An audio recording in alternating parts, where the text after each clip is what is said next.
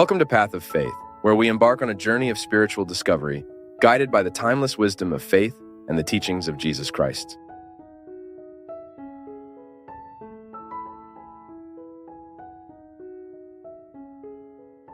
Do I manage my hypocrisy? Me? In my day-to-day, seeking spiritual resources so that I can be more true, be more whole, diminish the process of sin in my life? Boy, but that's not all we get, I know. It's procedural. Satisfaction is a diamond we will find every day in the middle of the gravel, that if you decide to pay attention to what went wrong, you will be distracted by the gravel, and you will never reach the diamond of reality. So many people I find that I am tired of listening to the same thing all the time. People who are mourning 2, 3 years, the same affective dependence, and do not have the courage to poke the wound the right way. There is no way. You don't have the courage to get in the front door, to break your hypocrisies, the lies that tells yourself. Because happiness is the satisfaction, we must have to be who we are. It is nothing else. I lie my head on the pillow after a day lived, of functions of fulfillment, of difficulties faced, of lived loves, of hatreds also felt. I lie my head on my pillow and sleep satisfied with what I could achieve from me. Because whenever we have the opportunity to break a process of hypocrisy in us, we break free. Is it so interesting to be freer? Is so satisfactory for you to experience the lightness of not having to cultivate hypocrisy? Do you have a light heart because you are already properly reconciled with what you have weak in yourself? With those indigencies that you naturally need to manage? Why is it a matter of survival? And then you have more control over it. Because God knows I can. He knows what my talents are. He knows what my possibilities are. My skills. But I can risk dying without discovering. Because I didn't nail nails in the raw material of my reality. I didn't crash my nails so I could get all the excesses that so often move me away from what I can be. And I often simply be a bitter being, more or less, knocked down, because I do not confront me to be who I can be. Failing to believe what you can. When you cease to believe what you can achieve from yourself, you are decreeing your death sentence. When you get carried away by what is most petty in you, you decreed your death sentence. And it is not enough to be among others. You need to be with others. But we can only be with others when we have managed to harmonize in our heart, our identity, our personal struggle, our self-knowledge. Go forward, piercing everything we can break from ourselves. It's impressive. Sometimes we talk about material detachment. Material detachment is just a consequence of spiritual detachment, which only spirituality helps us to live. Remove a wardrobe that is left, and donating requires a previous movement, which is to remove the debris we have inside us. Do you know what the rubble is? We think these clothes protect us, that they make us better, more beautiful, more. We don't have the courage to lose, to give up. It's the rubble. That person who wants to be eternally famous, eternally recognized at the cost of his own life, his own health, has no courage to establish.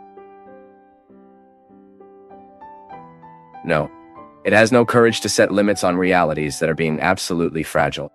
Why? Because you want to always be at the top. Life will not be perfect. So I don't have the right to design my happiness only for when everything is perfect. No, we will die, and this will not be possible. Happiness is a project that lacks daily commitment, because otherwise it won't. It does not work. We don't get there. It is also part of the maturity you come to the conclusion that you do not have to say everything about everything, that you have the right to book yourself to silence, not to give opinions, to remain silent until you know or be able to say something. Now you need to face your problems. I can't face them for you. I need to face my problems. I have, in the structure of my life, the problems that are proper to my life. which are proper to my being, the structure that surrounds me. And I need to manage all this daily, so that I have the right to extract the satisfaction of being who I am. A doctor, for example, he has the problems that are proper to his profession, and he can be happy even though he was having all the difficulties there. Why? Because he's sticking his nails in reality and goes there to seek the reason for his satisfaction.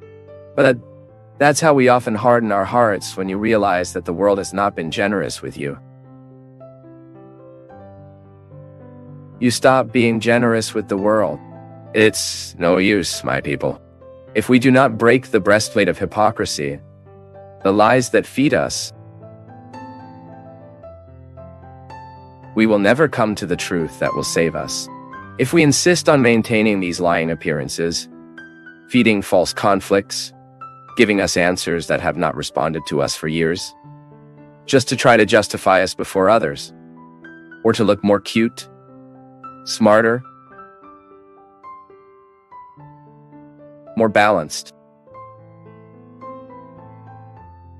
when actually inside we are in a well of necessity, of conflict. All this because we don't have the courage to look ahead the ghost that haunts us. We claim to be brother of the other, but get the stick every time we have the opportunity. We are all cute in our speech that we make for others, but there, in our intimacy, we are the hardest people to live with. We look cute, we make an exhortation every day to charity, fraternal love, world peace, but inside our house, we are unbearable to our brothers. We are unbearable to those who live with us. And sometimes the context of our hypocrisy hides the situations where we are getting lost from ourselves. It's that eternal lie that we do not have the courage to tell us what we need to hear about our personal life regarding our choices. We are giving eternal justifications, unfounded, lying, but that at that moment seems comfortable, relieves us of the confrontation that we need to lie. Yes, when I seek this happiness, regardless of what the other is offering me, when I fall into the land of my being the opportunity to be happy, I naturally provoke it in the other. I will be less uncomfortable with the other, because I often get insistence on the change of the other, but I don't do what is up to me to change from me. This story was to say brothers, but in practice we live as if we were enemies. Envy would dispute all the time, pulling the rug on the other, doing everything to go wrong the project of the other.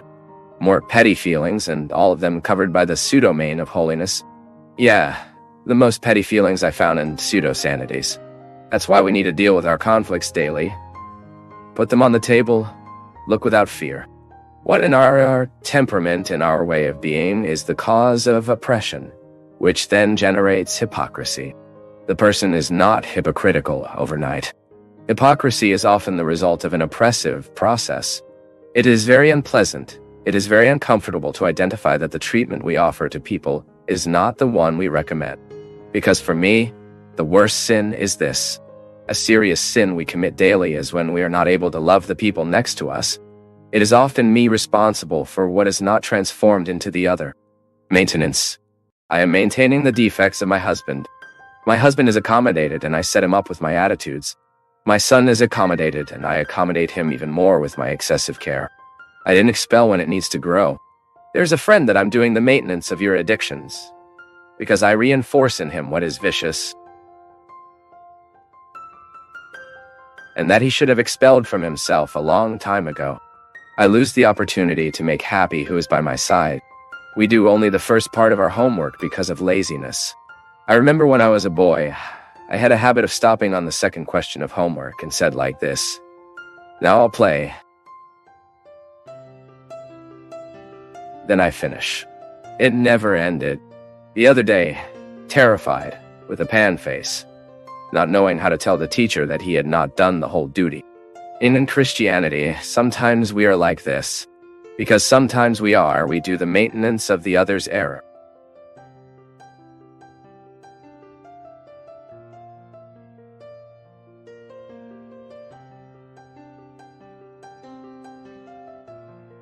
Thank you for joining us today at Path of Faith. Your engagement means the world to us. So please take a moment to leave your comments, like this video, share it with friends and family, and subscribe for more enriching content.